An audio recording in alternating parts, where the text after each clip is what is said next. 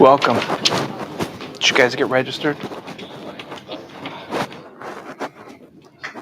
Everybody's registered.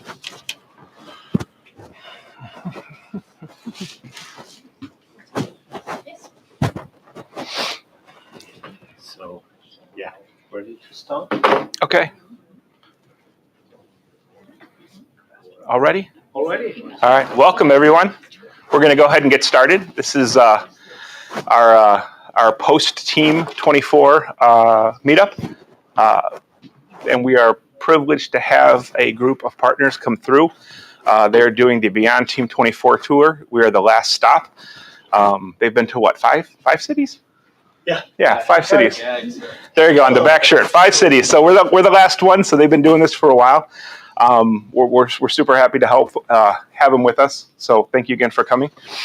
They wanted me to announce too that in case you have not registered, you can register for a raffle.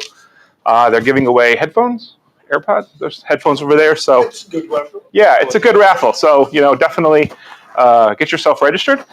But without further ado, we'll get this thing underway. Bjorn and Raj are going to start the presentation, and they're going to be covering enhanced service management and customer support. Okay. Thank you very much. Yes. You need the mic, and can I get yours? So you need to put it. It's not on.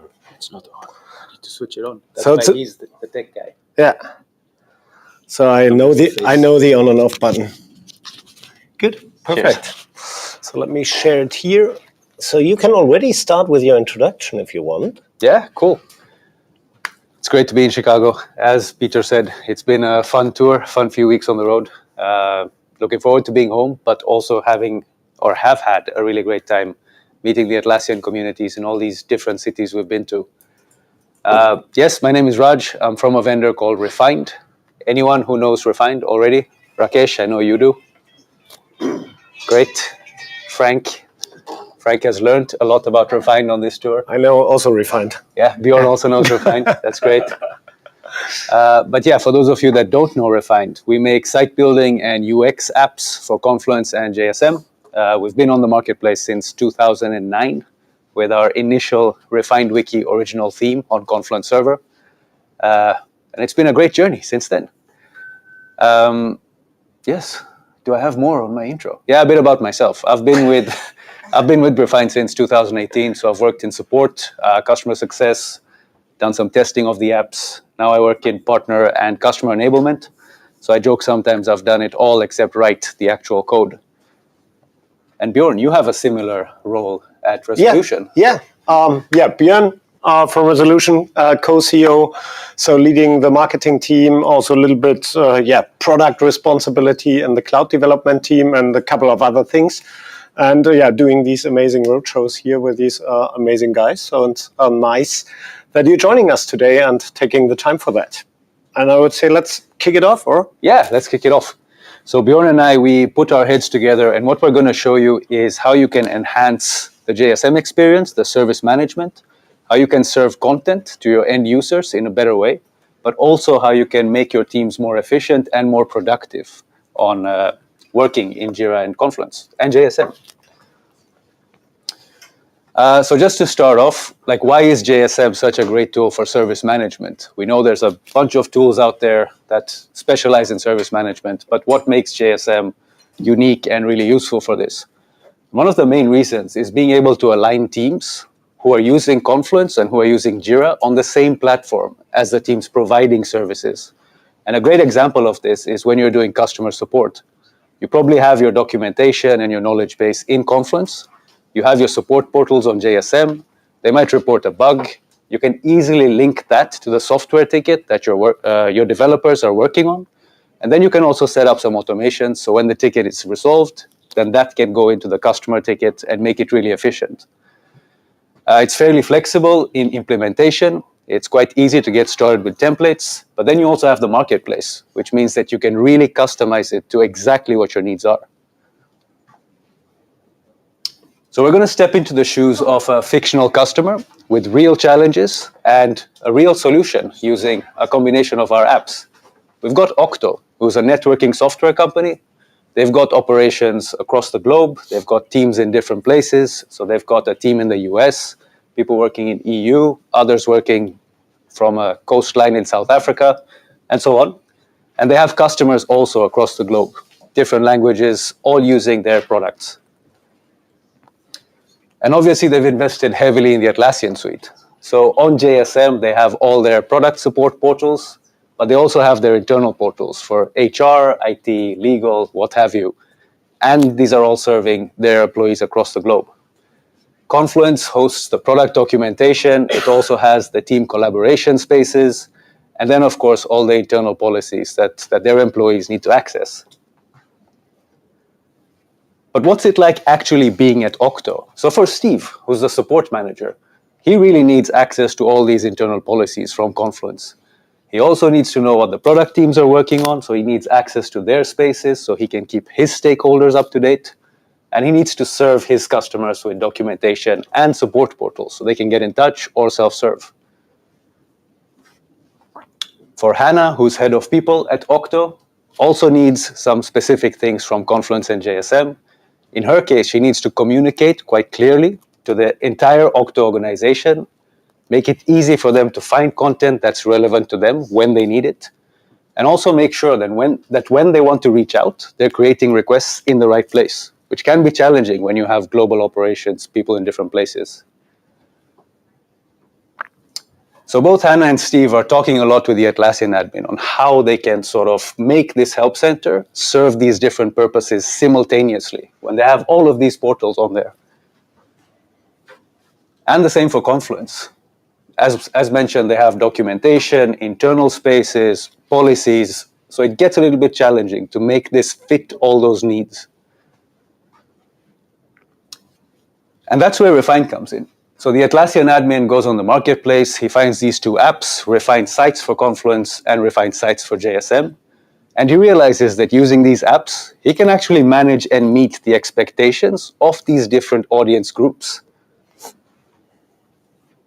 Firstly, by allowing them to enhance the navigation experience and make it really easy for them to access what they need from these content sources. And here's how it works. So now they have all of their content in Confluence, in JSM, on the Atlassian cloud. They install the refined apps and they get a refined cloud that's linking to their content. And on the refined cloud, the Atlassian admin sets up 3 different sites, a help center and 2 intranet sites, one for the US team, one for the EU team. On each of these sites, they are able to include only the spaces that are needed in that context. He's also able to make Steve the admin for the help center so he can fully manage that site. And Hannah can take control of the internal sites and be able to tailor these to the needs of her stakeholders exactly as needed. So here's what it looks like in what we call the site builder. As mentioned, the Atlassian admin has created 3 different sites. Now Steve goes in here. He's able to add the spaces that are needed, or Hannah rather, is able to add the spaces that are needed for the internal teams to access, together with the JSM portals. Group these under items that make sense for the audience of that site. And then for the internal Octo users in the US, when they go to the site, they're able to easily navigate to the different spaces, the different portals that they need access to. And if we go to the customer help center, same Confluence instance, same JSM instance, totally different experience. They have the products support portals and documentation spaces. And this is what their navigation experience is like. All of this still from the same Atlassian cloud. For each of the landing pages, also fully customizable. So the team is really able to serve the end users of these sites with the content they need to see. They can add different links, CTAs, buttons, and so on, but they can also add modules that are picking content from Confluence based on filters that the admin defines. So it could be blog posts from a particular space, it could be pages that have a particular label, ensuring that the content on the site, it's always up to date for the users that need to see this, without a lot of manual effort to set it up all the time. So Octo also needs to tailor the user experiences based on their users' needs. Not all users are the same, and different user groups might want different things out of the site itself. Some users might be more, they might want more self-service options, so reading about something rather than seeking help for it. But for others, they might want pathways to create requests directly. It's super flexible that they can do both of these on sites for different purposes. But then you can also take the same site, the same landing page, and for Octo, they can add a section on the landing page, which is catering towards the managers in the Octo organization. Not everyone at Octo needs access to this content, so they can set a view permission on it and choose the Atlassian group that they have set up already in Confluence or Jira, and be able to serve that user group with this specific content, while everybody else gets the regular landing page. As we mentioned, one of the key things they're trying to solve, the HR people, is effective communication, making it easy for users to access news and updates quickly and easily. And this is one way I've seen a lot of customers solve this, with dedicated news landing pages. And this is what Octo is doing as well. All of this content is already in Confluence with blog posts, but they're able to filter out different feeds based on different topics that are set up in Confluence with either different spaces or different labels. And if that's not enough for them, they can go into advanced mode and filter on CQL. So they can really narrow down to exactly what the users need to see here. All right, I know it's the afternoon, so to keep your attention here, we've got a question for you. How long do you think it takes, on average, to get back into a productive flow after context switching? Anyone? 20 minutes. Not you, Frank. 20 minutes. Half hour. Half hour? 8 minutes. So you're quicker? So according to Catalog and Cornell in 2021, 9.5 minutes. Very close. Yeah. But the reason I bring this up, and both me and Bjorn will show you the effects of context switching and how you can solve this with refine and resolution, we want to be able to deliver help to users for the end users at the point of need and ensure that they don't have to context switch when they want to self-serve or get in touch or both. So for Octo, they're able to embed the JSM request forms straight onto their documentation pages. So if a user is, for example, reading a vacation policy and needs to request vacation, or if they have some sort of product trouble, they can pop the request form to get in touch with your team directly without having to leave that site and go to another help center. This makes it super easy for them to either self-serve or get in touch or both without changing context from the site that they're on.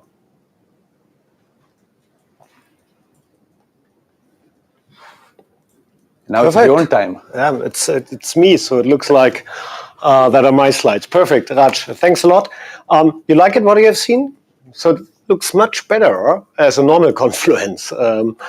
Good. Okay, so we have seen the customer-facing part now with Refine. So to external customers, internal customers, a couple of use cases to make Confluence and also JSM a little bit more sexier, I would say.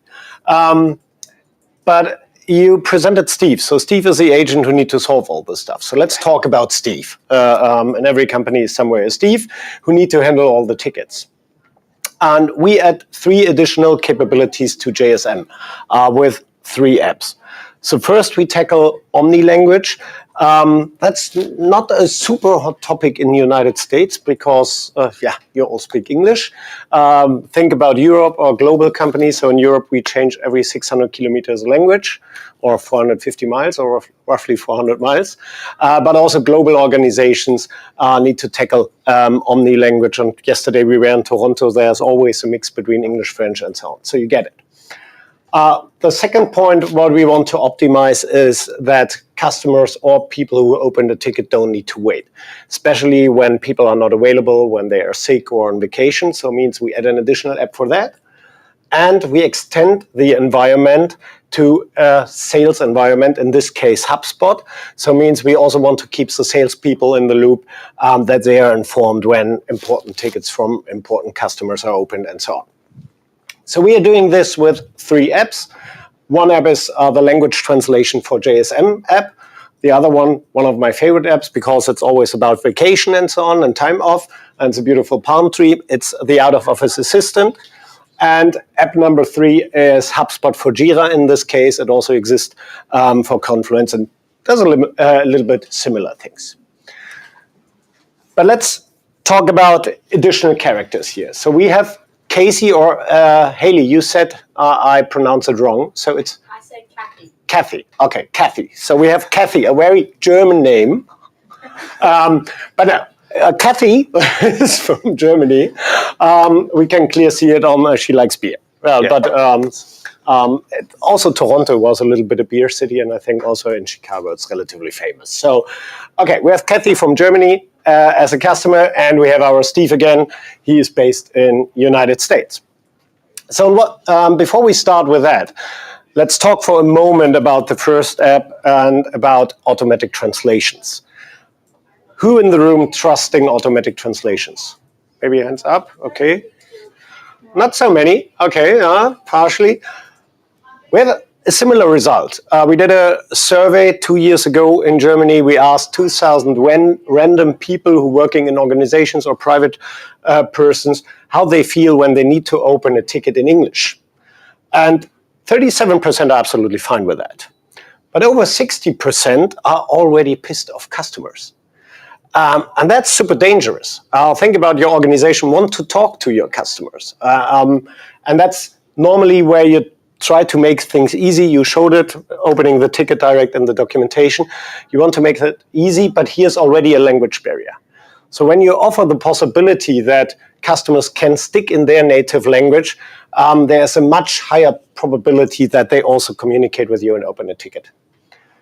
The good part of the message is when you have super young customers, then they strongly believe in automatic translations.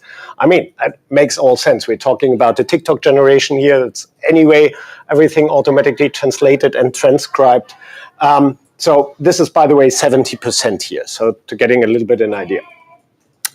But let's show how it looks like for Casey. So I'm switching now in my Casey mode.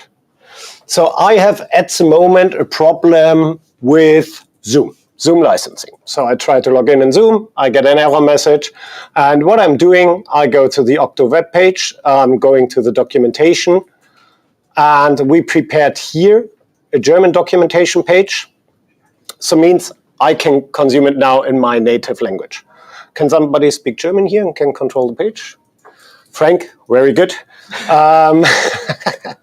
So it's, by the way, also fully automated, translated from another tool. So it's not what Refined is doing, but we just automatically translated this.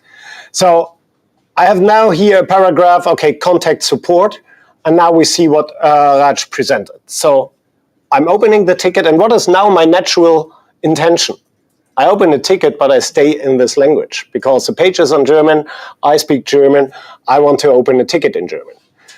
So Casey is a well-prepared customer. She has always a message prepared and explains now what her problem is. And let's also add a summary here. Problem mit meiner Zoom-Lizenz. It's relatively similar to English. And then we open the ticket. Casey or Kathy is still on the side and can see, okay, ticket is open. So now on the other side of the world, probably in the night shift, we have now Steve. Steve is going to his JSM portal and he sees a new ticket here. So, and the ticket description and the summary is logically in German, so he can't read it. But what our language translation app is doing, it detects in the conversation the language and automatically provides a translation as an additional internal comment. So means Steve can stay in the ticket, no copy and paste in Google Translate, maybe copying back, but that's what most people are then forgetting, and just the half information is in the ticket. So context switching, a little bit what you explained. So, okay, that's good. So now Steve is also well prepared and has always a prepared answer for the customer. And Steve could now use an editor. So we have also an editor for that, but I want to show you a different functionality. He opens now an internal node and put a hashtag a hashtag translate to it, and then his message in English, because his native language is English. What we are doing now is we're detecting the hashtag translate and translating this message back to the customer language. Why we are doing this a little bit on this ugly way? First of all, it's super fast. You don't need to open an editor, select the language, and so on.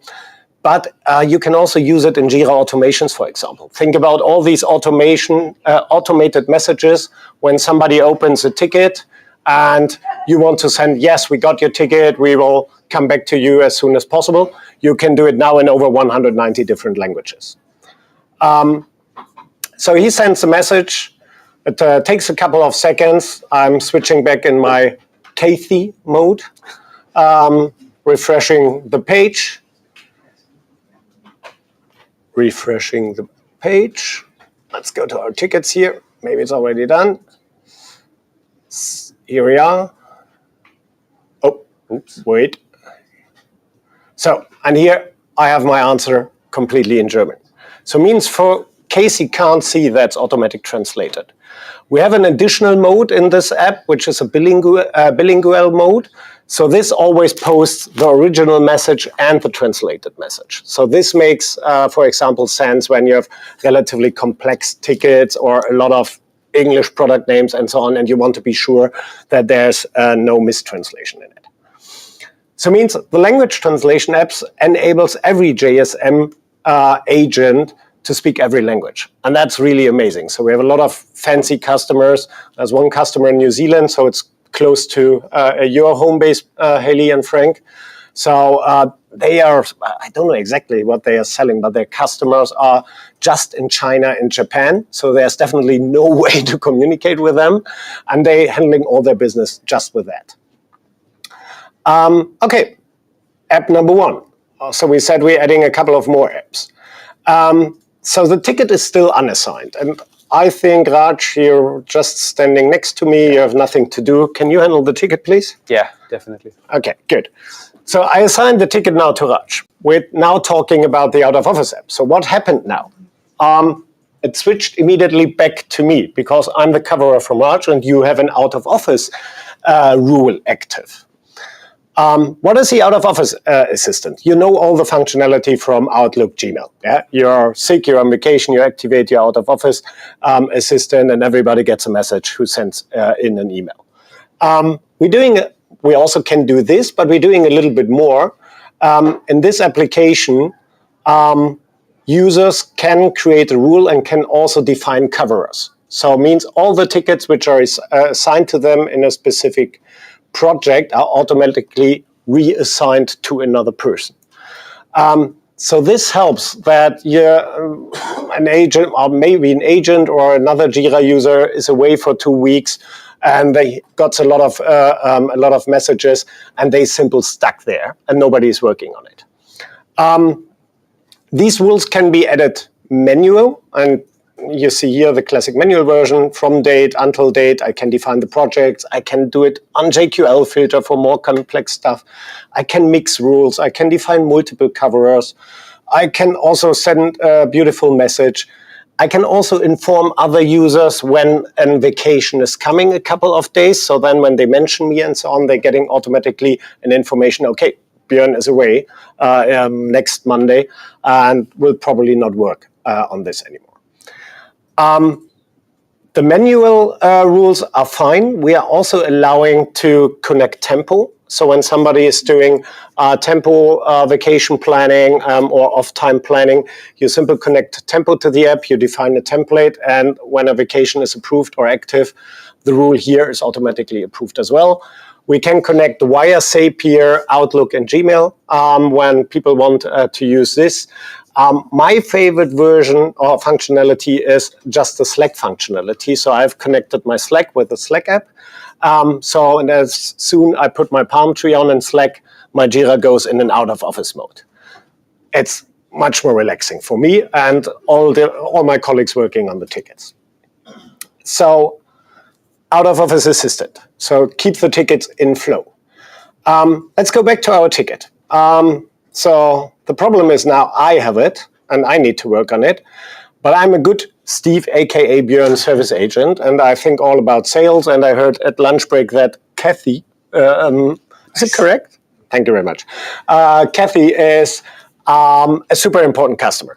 So now I want to inform our sales team that Kathy opened a ticket with the Zoom stuff. So we are using HubSpot in this case. So that's where the salespeople are living. And we just link her HubSpot object. We can first of all search for it. Here it is. And we just link her to the ticket. So this gives me now a lot of additional information. So first of all, I can get HubSpot data here. So it means I can get easy things like a phone number, email address, and so on. But it could be also associated companies, associated deals. Associated deals is super interesting. Think about your service agent can automatically see, oh, there's an important deal, very short to closing. So potentially I should serve this customer a little bit with a priority that this deal is not on risk. So an administrator can define which fields should be available. You can see already it's really every HubSpot object. So my recommendation is limit the list a little bit. But this solves a lot of use cases. I'm now jumping in the unnamed salesperson mode. So what the salesperson is seeing in parallel as soon the object is linked is in Kathy's contact, the new Jira ticket. And yes, at the moment with the German description, but I can also go to the comments and I can consume somehow the whole conversation. And I can also interact with the service agent or Casey here. So the idea behind this app is that every user stays on his platform. It makes no sense that Steve, again, context switching, that Steve logs in from time to time in HubSpot and losing a lot of time to figure out how the UI from HubSpot looks like, the search functionality, and so on. Steve should be in JSM and should work on tickets. And the same for the salesperson. A salesperson in JSM is, first of all, an additional license. And second of all, it's very dangerous because you can immediately answer a customer in a ticket. And very often, salesperson just put a comment somewhere in the ticket and woof, it's on the customer side. So that's the idea behind app number 3. We have exactly a similar app for Monday.com, by the way. So same workflow. And yeah, should we summarize a little bit what we have? Yeah, definitely. So this is just one example of how you can use our 2 apps together. So 2 apps from Refine, 3 apps from Resolution, and essentially enhancing the workflows and integrations for your team when they're working, both sales, support, and so on. And then serving content to end users that need to consume this in a way that makes sense for them with the Refined apps. Cool. Yeah, Perfect. I think that's it.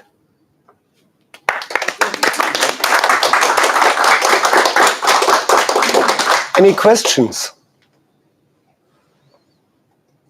Okay. Yeah.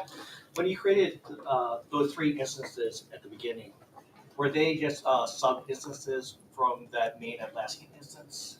Yes. So the 3 Refined sites, they're all linked to one Atlassian instance. And then the admin chooses which spaces and projects go on each. So essentially you have Confluence and JSM as sort of like the home of your content, and then it's being served via these 3 different sites. Okay. So if you have a lot of projects, can you do a batch, like a batch operation where you do like 30 projects at once, going to like a certain instance? Yeah, definitely. Okay. Yeah.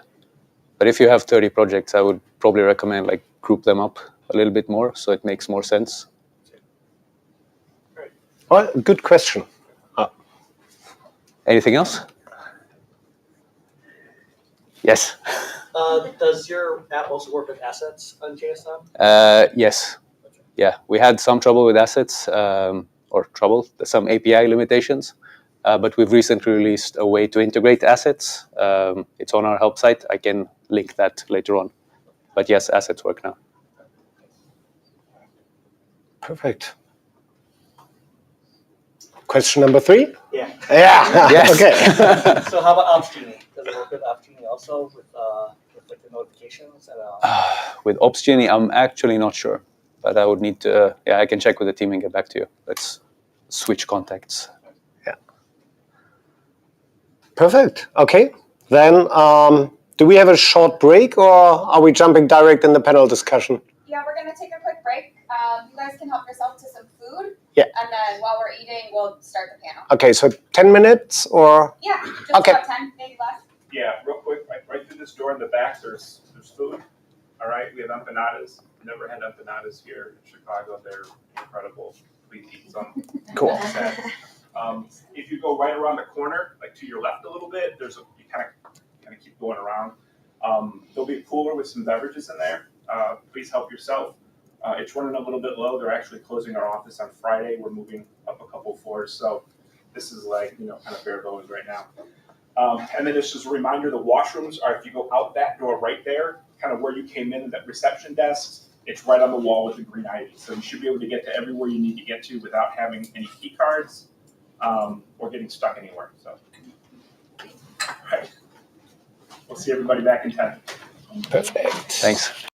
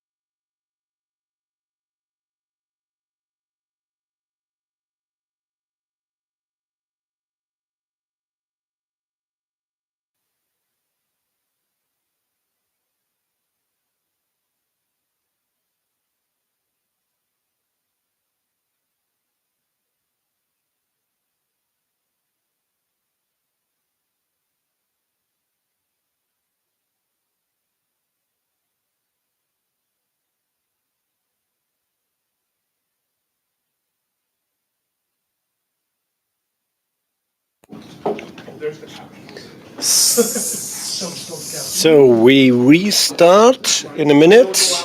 I'm ready. You're ready. Kelly. Wow. So. I thought we would be doing this standing.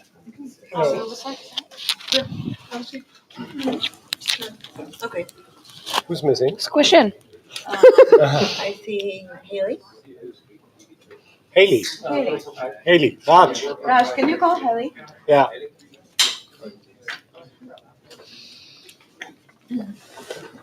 Kelly, you have questions? I got the questions. Good. Should we grab a chair for you? Yes. I think Peter was moving. You can just grab that one. Yeah. Yeah. Maybe we can move this a little bit. Oh. Yeah. Okay. Perfect.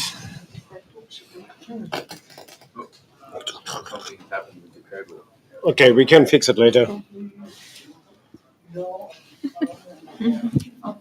Oh, that looks interesting. Put the sofa on the table. What happened when you move this couch?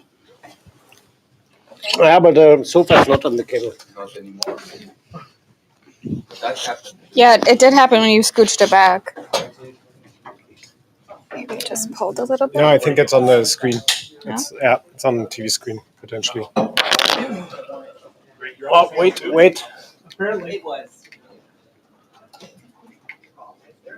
Now we are. Oh, something happened. Yeah, looks better. Yeah. Yeah. Okay. Cool. Okay. Good. So we are back. Yeah. I know I'm asking questions. All right, welcome back. We are kicking off our Team 24 panel. To get us started, we're going to go down the line, and everyone is going to introduce themselves with their name, where they're from, and their favorite dessert. Good. Yeah. I'm Björn from Germany. We had it in the previous presentation. Co-CEO at Resolution. Favorite dessert, I would say I like tiramisu a lot. Okay. So my name is Svetlana, and I'm partners manager at EasyBI. I really like pavlova. What is it? It's a dessert. What kind of a dessert? I don't know. Oh, meringue, yes, with a cream and berries. Okay, Yeah. sounds good. You have to try. It's really good. My name is Julia. I'm working with partners at Refind. I'm coming from Moldova. Does anyone know what this country is here? Okay, this is good. But I live now in Prague in Czech Republic, and I like cheesecakes. Good one. Hey everyone, I'm Hayley and I'm from Sydney in Australia, part of a company called Easy Agile that you'll hear a little bit about soon. Favorite dessert?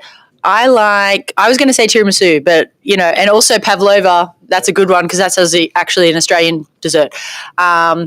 Maybe New Zealand. But I would say cannolis. My name is Greg Colbrell. I am Director of Business Development at Herzum. I'm based out of Chicago. My favorite dessert is molten lava cake. Yum. All right, Greg, we'll keep it at you. You can start this question. We'll do an easy one to kick us off. How did you like Team 24? I really enjoyed Team 24 this year. Had a lot of opportunities to meet with potential customers as well as existing customers, but also a lot of our relationships of partnerships that we have with a lot of the marketplace vendors. So for me, it was very beneficial to spend that quality time with those individuals. Yeah. Haley, what was your favorite part of Team 24? Okay. So we've been on a bit of a tour and I always say the same thing and I'm not going to mix it up. Probably Bash. So that's the event on the final day. That was super great. And also I'm really disappointed that I missed the Ted Lasso talk, but I think that would have been my favorite had I have gone. But yeah, I'm going to stick with Bash.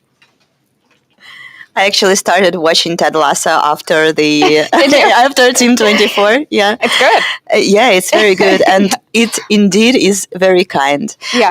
I like it about it, but I didn't have a lot of expectations. But actually, it was a very good event. I'm happy it's in Las Vegas for the last time. So, but no, organization was great. We had good food, good conversations. So yeah, I think it was a success.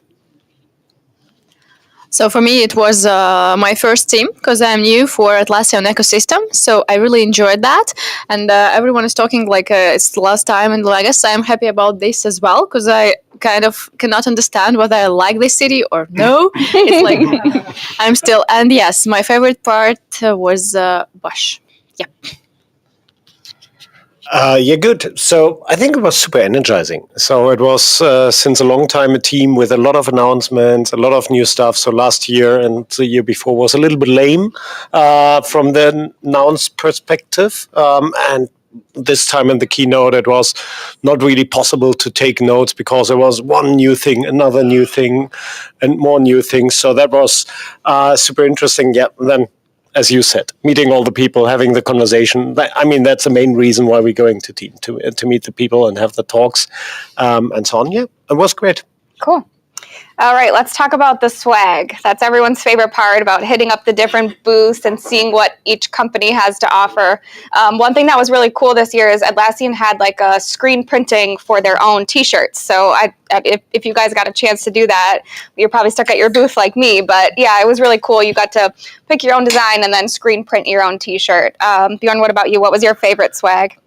Yeah, it's a resolution swag. Of I mean, we had over 500 T-shirts. A lot of people saying we are a T-shirt company with a software problem. So 500 T-shirts, 5 different designs. So I haven't grabbed any swag, so my luggage was full with the camera equipment here. So that was a little bit of pity.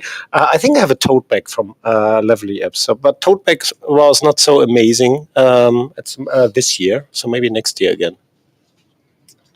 So yeah, I got Slot. It's a toy from Easy Time, and I really enjoy that. But regarding Atlassian T-shirts, before printing stuff, you have to go to these stations, 5 or 6 of them, talk to people. I started to do that. I even played this game, but I finished with that. So yeah, because I really just at the team, I really had no time to do that because of I was standing on I was on a stand speaking to people, then keynotes, etc. So I don't think that's really a good idea, like from Atlassian. So yeah. I got a lip balm, which is really useful when you're in Las Vegas. And also I got our own bottle and I put a lot of stickers on it so no one takes it because I lost my voice completely on day 3. So I was just going around with a lot of tea in my bottle and honey and that's all I got. Cool. Yeah, I didn't have a great deal of time to look for merch, and I am also doing carry-on only for 2 months in the US, so I really didn't want to fill up with merchandise.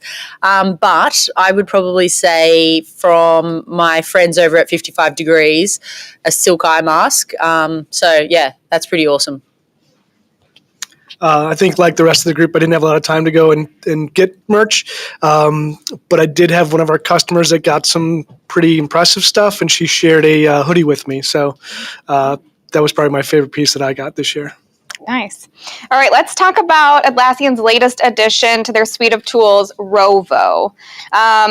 We'll start with you, Greg. How do you think Rovo will change how teams collaborate and share information? I'm really excited about Rovo. It's something that we've talked a lot about internally at HERSM as we take a look at AI and how organizations are utilizing AI, how they prepare to use AI. I mean, it's really important to make sure that you have good data, and that's a big focus for us and for Atlassian as well. I think one thing is it's going to take teams time to get to that point where they have good data and clean data, but once they do, it's going to streamline the time that it takes to get answers and solutions and make it a lot easier for us to communicate. So, cool. Yeah, I think at Easy Agile, we're excited about Rovo and what it could mean for our apps, but I think there's a lot of things that are still yet to be determined around how we can utilize it in our applications, if at all. So I think that's a good thing. And also, I think Atlassian are definitely making moves like they have in the past, but it seems to be a serious move into bringing non-technical teams into the space. And can this help enable, can Rovo help enable those non-technical teams with Atlassian products? I think it's yet to be seen, but yeah, it sounded like a pretty good announcement. Yeah, I want to see when this is available, and I want to play with it. I want to create one agent for content creator and another one for reviewer, and see if they can communicate with each other. So this will be fun. It's interesting for us because some time ago we decided to integrate AI into our BI tool, and we did it. We released already 3 AI assistants, and now we are really positive about Rovo and already thinking on how to integrate it to our tool. So yeah, we are waiting for that. I totally stick with your point. So the data point is amazing because all these AI assistants are not so good to make decisions. Is it old data? Is it useful data? Is it a new version of it? I'm really looking forward to it. I mean, we all can see where it comes from. It's a GPT version from Atlassian. And when companies, we played a lot with GPTs in the last couple of months, created over 150 GPTs for a lot of different use cases. And what we learned is that's important to understand what it's not can do, and you need to spend time with that. So I took myself off over 2 weeks just working with GPT stuff to figure out how to prompt and so on, and I learned a lot of stuff what's possible and a lot what's not possible. And I think that's the biggest challenge in the adoption of these Rovo stuff. So that organizations find the time to play around with that, not being frustrated when the first result is not perfect, and then figuring out how they can improve it. And then to all your points for app vendors, it's super interesting if we can somehow integrate in these assistants. I mean, they said, yes, marketplace vendors can create assistants. But then it's also all about data. So it would be a pity when an app is limited to the app data and not to the other data and so on. So there are a lot of question marks at the moment, but it looks amazing in the marketing videos. Let's see how it looks like live. Yeah, totally. Atlassian's decision to unify Jira software and Jira work management under the single product name of Jira reflects a strategic move towards simplification and synergy. What do you think of this combining of Jira software and Jira work management into a single Jira? Do you think the users will benefit? Yeah, totally. So I think it was the last 2 or 3 years. Work management was released 3 years ago, I think. It was a total mess. So you had amazing functionalities in work management, but then you don't have stuff what you know from Jira software. So and it was difficult for organizations to make these decisions. Is it a Jira software project? Is it more a work management project? Alone, our marketing team switched 3 times the project type just to figure out what is possible and was not. And Atlassian is cleaning up. That's good. I think it works perfectly for new customers. Yesterday we had a little bit of discussion how it will work for existing organizations who have now a lot of work management projects and so on. And yeah, we will see. But it's good that they cleaned up this stuff. It's difficult to add something to your answer. So yes, we are positive. We think that it will really that's really good. So yeah. Yeah, I also agree with Bjorn, and I'm interested in what's coming next and if Atlassian is going to deliver like one platform at some point and integrate other tools as well, because we see more cross-till functionality, search with AI, etc. So yeah, we'll be curious to see what's next. Yeah, probably don't have too much to add. I think it's a good move. Streamlining a customer's experience and trying to go wall to wall in an organization, which Atlassian spoke a lot about, as do many other large organizations like Atlassian. So it seems like a good move from that perspective. So yeah. Yeah, I agree. It is not unexpected for them to come out and just have one Jira, one tool, and it does apply then to all teams. And that's really what their focus is, as they talked about, is to be everything for all teams, not just IT teams. So, Totally. All right, moving on to the next question. With the rise in cloud data attacks, Atlassian's introduction of Guard is its new security offering seems timely and crucial, considering that 68% of organizations have reported experiencing a cloud-based data breach. Guard is reinforcing Atlassian's commitment to data security. So as app partners, you also have a lot of considerations to make with security. Do you think Guard will be well received by your clients, or do you think people will question what is wrong with their current existing built-in security? Not being an app vendor, but I think from a standpoint of a partner and working with our customers, I think the added security is always welcome and so appreciated. So from that standpoint, I think once they understand what it provides for them, I think they'll be happy that it's progressing from just access to now Guard. Yeah, I think as an app vendor, I mean, it sounds like a great thing on a surface level, but we already have quite a number of hurdles to keep up, whether it's from Atlassian or the market when it comes to trust and security. And at Easy Agile, we've just done SOC 2 Type 2 certification. We're looking at other certifications. So it feels like there's so many security and trust certifications and bars that continually are raised, and it's it's a good thing for the customer, and it is a positive thing overall. But as a smaller app vendor, it's that's sometimes a tricky thing to understand where you prioritize and put your efforts. But Guard sounds great at the surface. It's again interesting to see how many new features we are going to get. In addition to the renaming. But in my head, when I heard Atlassian announcements at Team 24, I grouped them into different categories, into different messages towards different groups of customers. So this one, to me, was addressed to, we have customers who've migrated to cloud. We have customers who will never migrate to cloud because they are law enforcement or whatever else, so companies that cannot migrate. And now they are those who have some obstacles, and the messaging about data residency, additional security, compliance regulations goes to these customers. But I think, of course, it's good that they are improving security. Here I agree with Hailey. So AZBI is already SOC 2 certified. We also are a Cloud Fortified program, and we do these big bounty programs. So more security from Atlassian? Okay, we are ready to go for it. So it also feels a little bit like a cleanup. So a lot of security features already exist. They now bring it together. So hopefully for organizations also easier to find, because at the moment it's, I think, for partners like you and also for customers difficult to find all permissions, all security settings in a lot of different places. So that it's hopefully helpful. I'm a little bit afraid that security is always a balancing to usability. So, and one new thing for app vendors is, for example, that administrators can now limit apps to specific projects or spaces. So that's good.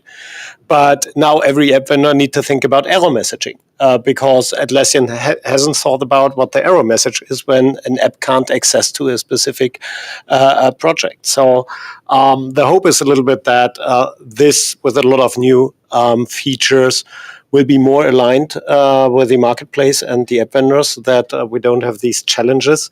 And the second part is a little bit, we need to see, but there's a Guard Premium. It feels a little bit like that I need to pay more as a customer for a secure cloud system. It depends a little bit really on the features. At the moment, it's a lot of marketing around it, but not really a lot of content. What is it really? So we're looking forward to this. Yeah.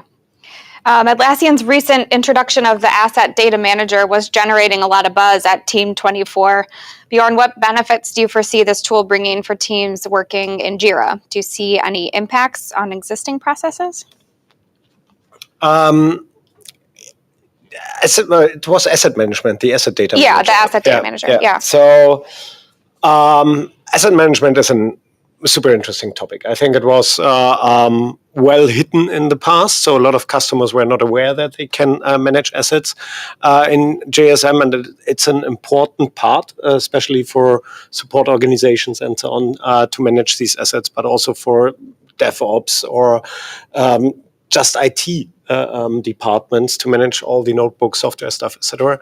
I personally think that asset management, there's also an automation part in it. So how can I roll out a software update to all my Windows PCs and so on? So a little bit the old school stuff, what big enterprise asset managements are doing. But we learned already on the tour from a couple of other partners that it is super interesting, but it is super complex. But it's definitely worth to do a deep dive into it because it's a super helpful tool. Yep. Excuse me, please. I agree with Bjorn. We discussed this topic a lot, and we always have questions about assets. Actually, so I know that a lot of people are using it. Again, we'll see how it is delivered, right?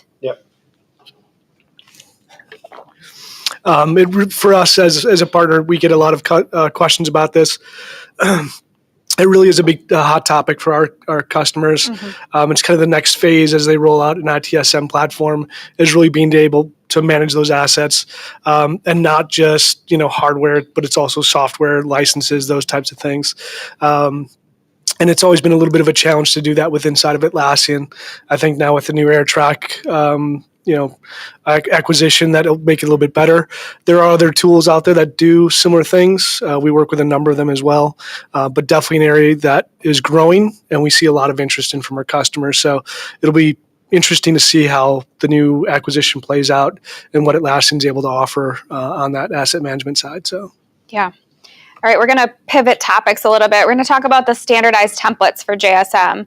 So Atlassian is releasing standardized templates for JSM. With the suite being such configurable tools already, do you think this will help or hinder teams with their scalable processes? So we're changing context. I need like another 8.5 minutes to adjust. So. Do you want me to read the question again? Turn your brain off, asset manager. Switch back to... I'm actually going to just kind of pass this one on to you at this point. So. Yeah, cool. No worries. I think like for me as a user of any tool, I always love to see templates as something to approach the tool and how to start using it and how to get the most out of it. What's the best practice? What are other people doing? So hopefully people who are new to Atlassian can utilize the templates in a similar fashion and understand that, the tools have a lot of benefits, but sometimes you need that helping hand, particularly at the start. So I think that onboarding experience hopefully will be a little bit more seamless for people. So I think overall it sounds like a real positive, although I know some of my other panelists may say something different. She's talking about me.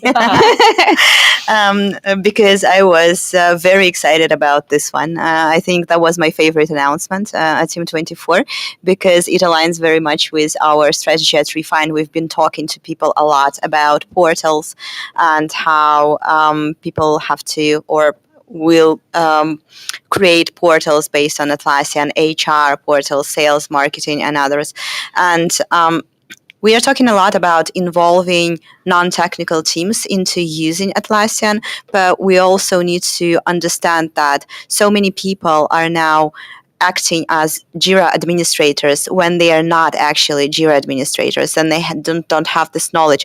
Imagine an HR person and they need to set up an HR portal, or a marketing person, they need to set up a marketing portal. We know as Refine, it's a huge challenge for them. So also for refined sites. So we introduced this templates because we know that when you are sitting in front of your blank page and you don't know how to start, it's going to be really hard.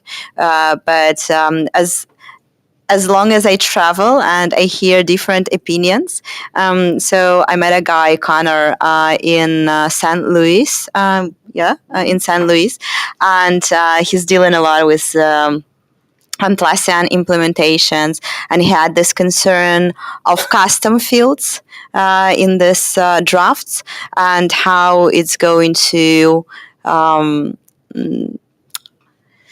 what's going to happen with performance, having all those drafts. But we will see. For me, it's still a positive change. From my perspective, it's really good. And as I agree with my colleagues here, that for newcomers and for non-technical teams, that's really cool. In our app, we have report templates as well, and they prove to work really well. So, yep, that's good. Yeah, I have 3 opinions about it. So Number one. number one, first of all, it's good. I mean, we all know, or everybody knows, when you created your first JSM project, you can easily start for a couple of hours or multiple days in it for defining all the stuff with opening times, SLAs, which fields you need, and so on. And it was the menu was not perfect for that, so this AI template thing makes totally sense. Then you are absolutely right. It can, but now create a mess. Yeah. So now I can simple say, okay, I need a service desk template for our lunch break, who's in, and so on. And then I have 10,000 service desk projects. So what is about the licensing? Is there somehow then, I haven't understood yet how the agent stuff then works. I mean, for Atlassian, it makes totally sense. It will kick off the number of JSM users heavily, but there are administrators and partners who need to manage it and need to explain it to customers. And we had it with Trello when this was implemented in Access, so everybody had a paid Trello account immediately. So that's a little bit the downside of it. And what I personally find difficult for organizations now, the message, every department should have a portal. Yes, okay, you can get amazing structured data. So it's also what Refined knows very well. When you have a portal, you can guide a person through questions and so on. That makes totally sense. But at the same time, Atlassian also says, okay, we give freedom to every user. We want to have business users more in the Jira usage. Everything is easy there and so on. It sends a little bit mixed messages. And I think at the end, organizations will have it difficult to make the decision. Is this more a portal topic now, or is it an easy peasy issue topic, or is it a form topic? So you have so many ways to roam now. It's difficult to find what is the best practice for every organization then. But overall, it's good that they have it. All right, we've made it to our last question. Of all of the new features, what are you most looking forward to using? Which do you think complements your apps best? I do it short, and I take a different one as in the other cities. I'm looking forward to the search stuff, so to these combined search, AI search, and so on, because we all know searching in Confluence and Jira is an interesting experience. So really looking forward to this. We are excited and we are waiting Robo because, as I said previously, we already introduced AI in our app, and Robo will complement it really well, I think. So, yeah. And I personally liked Loom. I never used it, and I never used it like they presented that. And I'm just looking forward to start using that. I will not go with features. I will go with other announcements. So if you don't know, before Team 24, there is a day called Partner Accelerate, and Atlassian announces different changes for marketplace apps and solution partners. So they've announced a new partner directory with more information about solution partners, their specialization, and so on. It was one announcement. One announcement that was specifically important to us was solutions. So we don't know the details, unfortunately, yet, but it looks like Atlassian wants to go in this direction of bundling different apps, because there are so many apps, and we understand that it's very hard to navigate both for the customers and for the solution partners, this marketplace. So probably they will be somehow bundling it by use case. I don't know, so I cannot guarantee this, but I think it will be a huge thing for us app vendors. Cool. I'll probably go back to features. I think being able to see a list view in Jira is exciting for me as like a non-technical user who writes lists in books continuously. It'll be nice to actually have it there, and I think that's a really cool little feature. And I'd say for us, it's probably the announcement of Rovo from a partner standpoint. We're really excited about what it brings and kind of the opportunities that are ahead of us. So. Yeah. All right. Well, thank you, everyone. Thank you.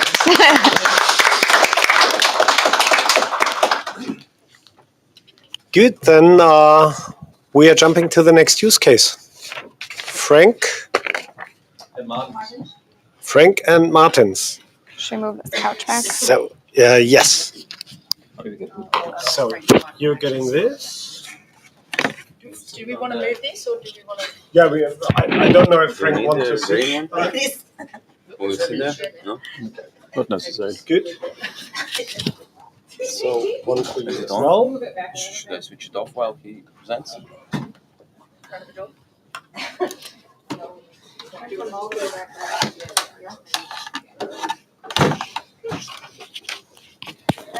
How do we connect?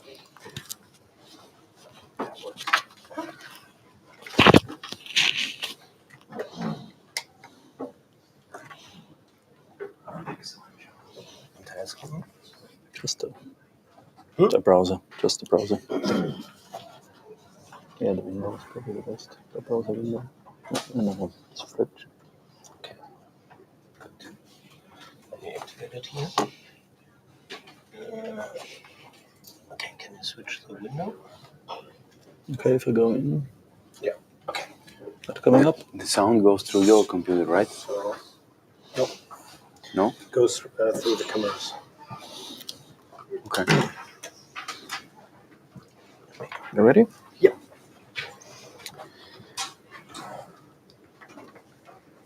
I'm sitting down here. Just Okay, all right, so I think we're ready. Technical setup has been done, so let's switch gears. We had a use case earlier today. We have the podium discussion, which was very interesting, talking about team. Next thing is another use case. So this time it's a use case which spans two other app vendors, Easy Agile and Easy BI. So I'm going to take the Easy Agile part, and then I will hand over to Martins, who's going to talk to you through the Easy BI part. So just a quick word about Easy Agile. So who in the audience knows Easy Agile? A couple of hands are up, not too many. So Easy Agile is a app vendor out of Sydney, Australia. So Haley and I, we are representing Easy Agile today. So we do applications for companies to help them being agile. So and we have 3 apps on the marketplace today. Which is our team-written product, which used to be called User Story Maps. Some of you may still remember that. This is on a team level. Then we have a product which is our programs product, which is on a group level. So I will talk about that in just a minute today. And then we have a roadmaps product. So just that you're aware of the products. So Easy Agile has been in the market since about 8 years. All of the employees are down under, apart from one who's in the United States. So an Aussie company. And we're really happy to be here and have been invited to this event to present our use case and the joint use case then with Easy BI. So let's get into the agenda. you need to mirror the screen also. I need a mirror. Is it your background? That's my background. Yes. Come on, Dev Jens. Come on, Dev one. I thought it's a slide, but it's your background. Where's the cursor? So we are just addressing the technical issues here. Yeah, no, I have it here. Settings. Display. Social display. Can you do it? Because yes. Otherwise I need my glasses. Try Command F1. Command plus F1. Here we go. Okay. So now you're in. All right, so you didn't miss too much in terms of the visuals. because you can see the actual phases. Oh, your background was fitting perfectly to you, what you explained. Yeah, exactly. The agile, So, the okay. different programs and so All on. right, so the agenda is very short. As I said, we're going to go straight into programs. So this is about actually seeing the application rather than slideware. And then we're going to go into the joint use case dashboard. And then we have time for Q&A. Okay, all right, let's get into it. You wanted to chair? I'm fine. Sitting all day long. Okay, so easy agile programs. So first of all, what is it? So I just mentioned before. I'm blowing that up further to the point where everybody can see it, hopefully. So easy agile programs is an application that is on a group level, so which is based on SAFe. It helps with PI planning, so your program increment planning, which typically is quarterly.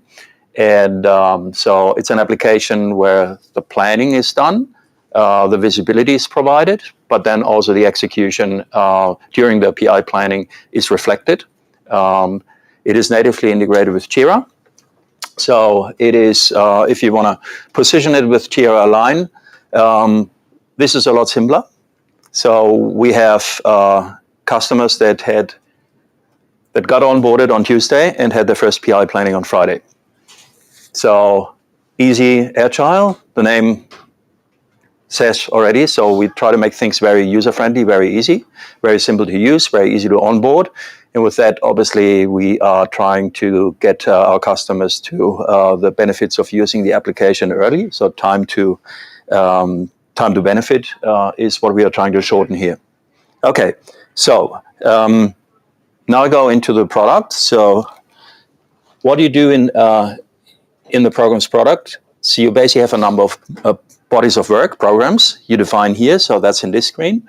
And then we have commercial space travel is our program we have defined here. And then you have three views. And I have to zoom out a little bit. So I can zoom back in at any point in time. So but what you see on the screen is now product increments. So those grayish boxes. Each of those boxes is actually a product increment. So if I can move forward or backward, you see different product increments, right? So within those product increments, you can see then in the columns are the sprints. And then you have the swim lanes, and the swim lanes, and I'll zoom in a little bit. So that's actually visible in the back. So the swim lanes are your teams. So you got a couple of teams here. And then you see the epics underneath, so which are the features that are built. And then those lines here are dependency lines. So you can see immediately that there is potentially a conflict, or there is another dependency I have to look at. So this particular view, this is the roadmap view. So this is used to present the body of work back to your main stakeholders. So that's on the highest level. So it is all of the three, well, in this case, we have three increments, so all of the increments. And then on that level, you can then say, okay, this is the body of work, and this is how everything hangs together, right? Okay, so that's the first part. The second part is then the program board.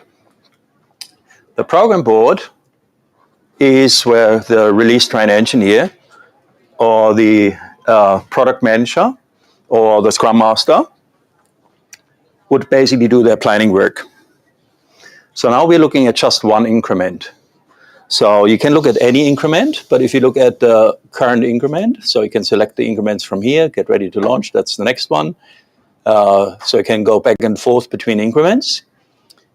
So now our focus is a specific increment. We also have what we call the third level in here. And the third level is going to the moon, going to the Mars. So those are business goals. So those are business goals that are defined that can span multiple increments.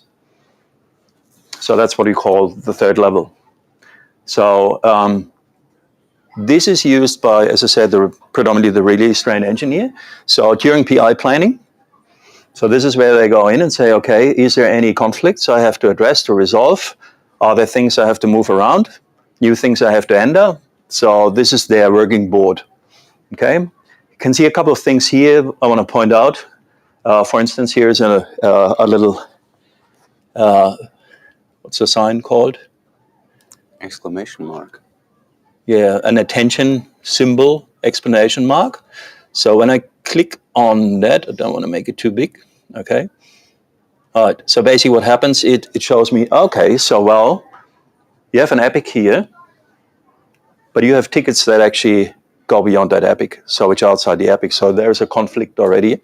So I can resolve this, either moving the epic, the ticket, that would resolve it. Or I can say, okay, I'm extending the epic. It's a little bit tricky without the mouse here. Okay, extending the epic, and then I have resolved the conflict. So what else do you do in here? So as I said, that's the planning. So I go back in the overview. So I see here my dependency lines. So all of this is natively integrated with Jira. So you actually can see then the blocking relationship that is maintained or built in Jira. And in here, I can also do a confidence vote on this particular product increment. Say, okay, so I'll have high confidence or little confidence that we actually going to make this body of work happen in those 6 sprints. So this would be the view of the release train engineer. Now, if I go to the next level, that's the final view. So now we're on a team level. So this is where the team then says, okay, so we got those epics, we got those features, and those are the stories then. So they would plan the stories, would move around the stories, say, okay, well, we want to make this happen. So I can then also go in and say, well, we need to move stuff in from the backlog, can access the backlog from here, can look at the dependencies, can say this is our body of work for this team. But then I could also look into other teams and say, okay, what is my relation to the billing platform team? So are there any dependencies that go across? So that's a view from one team. Looking also potentially into what other teams do, dependencies there. And then the team would basically work in this view and would then move things around, add their stories until the plan is set in place. So from here, you can also say, well, I mean, currently I may not be interested in external dependencies. I only want to see the ones which are a conflict. And then it turns out that in this particular instance, there is actually no conflict. You can create dependencies and can say, okay, well, this ticket here, return space tourist, is actually something which is dependent on this one. So, and then it turns out this is a blocker because they're in the wrong sequence. I have to do one before the other. So then you either can resolve it by moving this particular issue to another sprint, and then it still shows in yellow. If you move it then to one sprint before, it shows in green. So you get the idea. So tickets are created. You can enter new tickets from here as well, new issues. New issue. And it becomes immediately where did it go? Immediately a ticket in Jira. So as I said, it's natively integrated. So when you move things around, all of the dependencies between your epics and your issues, so will be maintained and updated. And then as I said, so the game here is, so the release train engineer, they're doing their planning on a higher level, and then the teams are doing their plan on a lower level, and it goes back and forth until the final plan is in place. So once the final plan is in place, so then obviously this is used to track the increment, and then as we go through the increment, updates will be made. And you can see also that, for instance, here there is the story points for each sprint are shown. There's a couple of other capabilities in here. So Again, here is a confidence vote on a team level where the team members can then vote the confidence in the program. And finally, the last thing I want to show is then also we can say we can set program increment objectives, and they can be tracked with what was planned. 8 out of 10 in this case was planned. That's a little small. I'm just like zooming in here. Okay, and then so this is what was planned, and then the actual is 5 in this case. So we haven't really achieved, at least not so far throughout this increment, what we wanted to achieve. So this is kind of the program's product in a nutshell. So what we want to do now is we want to go. Can I now present that, or is it then showing my background again? Let's try it. Let's try it. Okay, all right.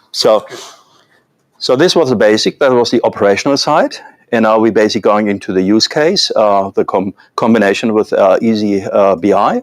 So Martins will lead you through the dashboard. So the idea of this is that the release train engineer will then, as we walk through the product increment, will use this dashboard to track actually the progress. So it will point out things they need to know. It will look at like your total work that has been completed and what is open. Martins will lead you through this and gives you then the visibility and the insights into what's going on. So main question is, are we on track? That this is going to help you to address, but also, are we working on the right stuff? What capacity do we have open, left? Potentially, how should we move stuff around? And then this particular report would be used in weekly reviews and monthly reviews and in stakeholder reviews. With that, I hand it over to the actual dashboard. So Martins will then bring up the dashboard and will walk you through what that looks like.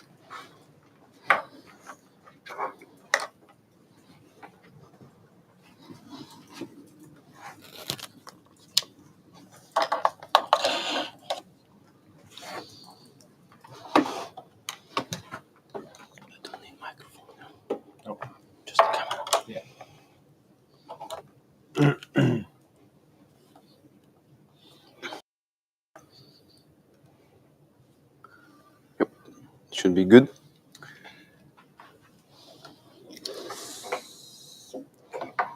So hello, I'm Martins. I'm from EasyBI from Latvia. This is a company based in Latvia. And I work in EasyBI since 2016. I helped a lot of customers with their use cases, helped them create calculations, reports, and things like that.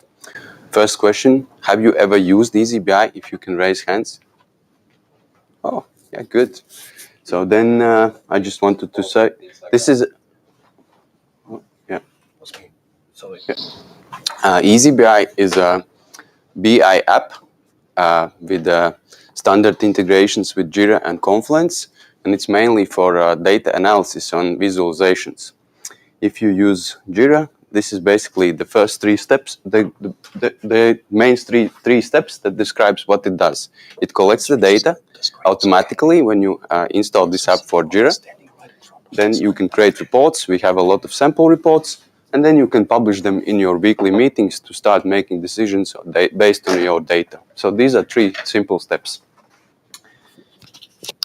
And I want to, this is clumsy. It can connect. It can be integrated with not just Jira standard fields, but also Jira Marketplace apps, which is the part of the use case. Because Easy Agile Programs is one of those apps that can help you with your planning, with your sprints, and all these things that Frank just showed. So that's the most important part. It can be integrated with much more than Jira standard fields and custom fields. Maybe I should stand here on this side. We have a lot of sample reports that can be created with EasyBI, but here we want to be specifically talking about Easy Agile Programs app. We saw earlier that this is the screen where you can see program increments, sprints, all the epics in each of the sprint, in each of the program increment. So it would make sense not just to see this view, but also see some timeline to maybe draw burn up chart or burn down chart to see how we are doing, how well we are doing according to plans. So if we would look at each epic here, let's say this one, I already opened it, we can see multiple fields. Some of them are custom fields, some of them are standard fields. And there are two fields that came automatically when we added this epic to the program increment. One of the fields is program increment, which is a multi-value field. Another field is a program field. So to create these as a filters, we need to teach EasyBI how to import them as a page filter so we can start filtering and recalculating results based on the program increments. If you open the same issue key from the REST API view, there are a lot of JSON structure, a lot of fields, but there are two fields that are actually important for this use case. One is the multi-value field program increments. That means there is a field 10201 which shows 3 program increments where the epic belongs to. And there is also a field program. So we need to give EasyBI some information how to import those fields so we can start analyzing by that. There is a documentation page that folks from Easy Agile wrote. You can study that and see step by step how to get these fields. I will not spend much time on that. So what in general that is giving some few lines to EasyBI settings. So EasyBI knows how can we import those fields. When the settings are applied, we can select projects we want to import data from. Yeah, zoom in. Okay, thank you. And then we can start already analyzing program increments. For example, there is a much simpler dashboard for the moment where we can see all the same program increments that Frank was showing earlier. Whenever we select something, it should recalculate all the reports based on the selected program increment. So we know that we want to analyze this program increment. We can show just one sprint or multiple sprints, maybe not just stories or stories and bugs and tasks. It would automatically calculate our dashboard based on the data we have in our Jira projects. Then there we created some measures. Scope is the measure of which basically is the count of all the issues in my program increment based on these filters. And then the delivery is resolved issues. Automatically is calculated progress, last 6 periods in a Spark line, and we can see how this goes from week to week and where we are today, the scope and the resolved issues. So far, so good. We can also show the counts by status categories. For each epic, we can see how many issues are in progress, how many are in done. We can start analyzing and looking at those that are really below our targets. We can also create another one where we can see epic by epic and expand to see which are the stories or bugs in the epic and which bug is done or not done, and then start really analyzing based on data how we are doing. Another thing what we added is, if you noticed earlier, there are sprints in the program board. Each sprint, the first sprint has a start date and the last sprint has an end date. So we would want to look at the program increment only between those 2 dates, not to see other periods outside of this range. So there is an API that you can use to actually feed in this information from REST API endpoint. So there is a program endpoint which would automatically give us the possibility to import the start and end date of each program increment. So once you set it up, it automatically gets the changes on the incremental basis. So you don't need to do any other changes afterwards. You just set it up once and it remembers that you want to import all this data from program increments. After this is imported, we can already add more metrics to our dashboard, like the program increment start date, which is automatically recalculated based on this selected program increment, which also comes from the Easy Agile programs. Also, we can show how many days until program increment ends, so we can start maybe focusing more when we know that it's approaching closer and closer. And these two dashboards, these two charts on the dashboard can let us create a burn down chart and burn up chart to see how well we are doing according to some guideline, which would help us see if we are going according to track or no. One more thing we added is those, if you remember from earlier, there was those yellow dependency arrows. Actually, if you look at the issue, what does it mean? for example, this epic, you can open this epic and see that it has some dependency blocks. And those usually are under issue links. So we can teach EasyBI. We need to import those so we can actually show them as a information in a chart. So we teach EasyBI. There should be imported some dependency blocks using outward Jira links. And after that, we can nicely place the dependency blocks in an epic table report, and these can be created as a markdowns. So whenever you click, and you can automatically switch to the Jira and see what is the linked ticket to the epic. Once you have done with all these reports that you need for your program increment, you can go to your Jira dashboard, click to add new gadget, type EasyBI, find EasyBI dashboard gadget, select the account where gadget was created, click add, and then the program dashboard increment is already on your Jira dashboard gadget. It is dynamic, interactive, it can be changed with filters directly from the dashboard. You don't need to switch to EasyBI anymore. It's there, it's automatically updating incremental data. All your team needs to do is go to this dashboard and start analyzing and following the program increment. And of course, you can change these reports instantly. Either you want to see which are those tickets or story points which is calculated. You can see the list, quickly switch and see what is in Jira. Or you can go back and this one is too wide. And also change the layout. For example, I want to see which are those 66 items by users. I can use drill across feature and show that by assignees.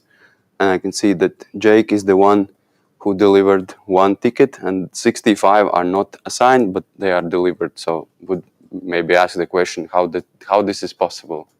But this is based on the demo data, so I'm a little bit sorry about that. So the good news is that you don't need to remember how to create this dashboard. We tried to write this step by step. If you go to your favorite search engine, type reports by program increment, the first link is step-by-step instructions how you can get there. Even the definition that lets you copy the dashboard to your EasyBI environments. All you need to do is use these two products, EasyBI, Easy Agile Programs, EasyBI, go through these steps and you would have all these nice dashboards and you can start analyzing your sprints and on program increments based on dashboards.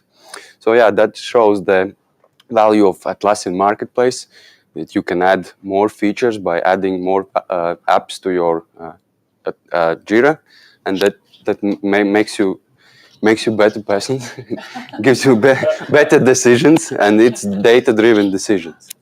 So yeah, that was the use case. So I hope you learned something new. If you have questions, this is the right time. Frank will help me, hopefully.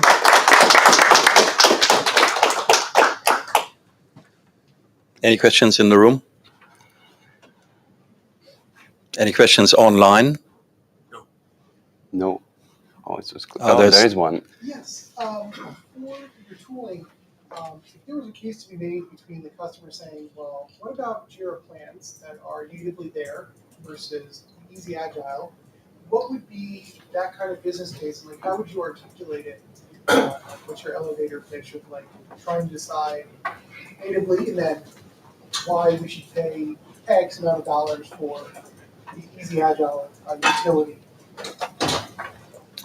So for this combined business case, so if I understood you correctly, so well, the value is really you have an operational product and then you have a BI product. So on the BI product provides you with all of the insights in terms of where you're at, your summaries, your work, so all of the good things that Martins was showing. So this is the use case for this particular implementation of EasyBI. But that's only one dashboard. So they have a ton more dashboards and a ton more reports, and they can combine also data then from other vendors as well. So this is integrated with, obviously with Easy Agile in this case, but then there could be other data sources and native Jira data as well, of course, you can combine. So that's probably if you wanted to elaborate more on this side. Just to finish off my thoughts, so operational side, where you move stuff around and do the planning and the tracking from an operational perspective, easy agile. And then the reporting side, business intelligence, that's then easy BI.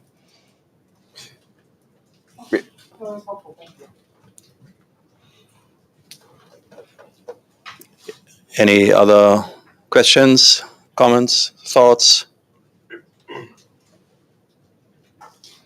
Björn, you always have a good question. Mostly. Yeah. Oh, okay. All right. Yeah. I'm trying to keep up. I was like, we call it advanced roadmaps. It's now called plans. I think it's called plans. It's called plans. Okay. Yeah. Internally, we say advanced roadmaps still. I knew what you were talking about. Yeah. And before that, I think it was called portfolio. Yeah. It was old name. Maybe as a question. Haley? Okay. And it's that program board with, the different levels. So, good question. We get that all the time. So, as a question for you, so where would you see both functionalities? So the planning functionality from a persona perspective, so who's the target audience for Easy Agile, the day-to-day user, and who's more the person, Martins, what you presented. So what is a classic persona for the BI tool? So I guess from an operational perspective, so the release train engineer or the program manager, product manager, Scrum of Scrum, the Scrum Master. So they would be the ones that predominantly use this tool during the PI planning, but then also the teams, the Scrum teams themselves. So for the respective team, so they shuffle the things around and then coordinate, obviously, with the Scrum of Scrums to get to a plan which they can execute on, and then execute that plan and do adjustments as they go. Do you want to add the? I just want to add that normally that should not be just one person who is using the tools. It should be like, I don't know, the base for the meeting where the Scrum team goes, checks how we are doing this week. Maybe Monday, I don't know, Tuesday morning, they receive the latest current picture of the program increment that they are currently working on. So they know what to focus this week on. So that Scrum team probably is the target audience. And I have a follow-up question. So maybe a question in the room is somebody or having the topic SAFe or Jira Align and so on? Oh, not so much. Okay. So SAFe and Jira Align are huge structures. So Jira Align is a beast. It takes a lot of time to implement. Organization nearly need to commit 100% to the Jira Align workflows and so on. And you both now showed a more flexible way to achieve similar things. So would you say that especially this combination of both apps could be an alternative to Jira Align and all the SAFe stuff and so on? Well, that's an excellent question. Of course, yes. The answer is yes, and yes. So the way how we see this is again. So it's a easy BI, easy agile. So it's a simple solution, but it's quite flexible and quite powerful. So yes, we do SAFe, but we are basically a fairly open implementation of SAFe. So it's not as stringent and it's not as bound into all of the aspects of SAFe. So what we do, however, is that we give you a stepstone in terms of going through your agile journey, starting with something simple, but we carry on and provide tools and help through the process for large and complex cases as well. So we have really large customers, very large customers in both US and Europe, and also some of the big banks in Australia. So we're a tool that actually really helps scaling your business and helps on your agile journey, and that's obviously in the combination also with Easy BI. So the other thing in terms of when we talk about Jira Align, yes, it's a beast. So it is hard to set up. So you need 3 months of training to even being allowed to touch it, basically. And then your data need to be absolutely right, and it's very prescriptive in terms of how you set up things. So it forces you basically into a specific way of working that has to go across all of the teams and in the same manner. So we are a little bit more loose and open, but with that more flexible. I just want to add that EasyBI integrates also with Jira Align, so to be on the safe side. So when somebody wants to propose, we didn't want to mention that. I mean, yeah. Yeah. Cool, perfect. Okay, then I would say it happened something what never happened so far on the tour. We are earlier as the agenda. Wow. So normally we were super late and so on. But we have a last thing, a raffle item. So Raise hands who missed to scan the QR code. Last chance for scanning the QR code. The raffle item are AirPod Max, so definitely you should scan it. Let's get a QR code. So this QR code,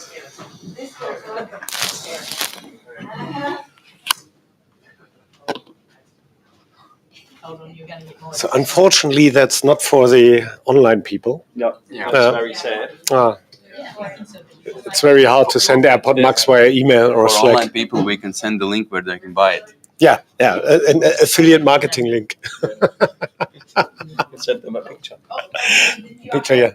Picture with the winner. Yeah, that's how it looks like. Winner should come up to be in front of camera. Okay, so I think we can in parallel close already the live stream. So thanks for joining. See you next time. Thank you. Thank you. Let's